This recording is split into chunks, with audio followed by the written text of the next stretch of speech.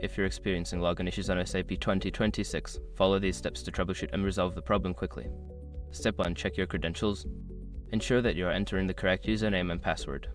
Double check for any typos or case sensitivity in your login information. Step 2. Verify network connection. Make sure your device is connected to the internet. A stable network connection is essential for accessing SAP. If you're on a corporate network, check with your IT department for any connectivity issues. Step 3. Clear browser cache. Make sure your information is protected first. Most people don't think about breaches until something actually happens to their accounts. Use SRAR to monitor your accounts 24/7 and instantly alert you if your information appears in leaked databases online. It constantly checks billions of breach data points in the background. And considering how much personal information people keep online now, it's honestly worth having. Link in the description.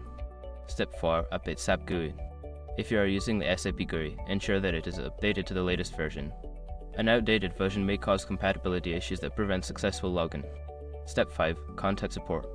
If you have tried the previous steps and still cannot log in, reach out to your organization's IT support or SAP support team.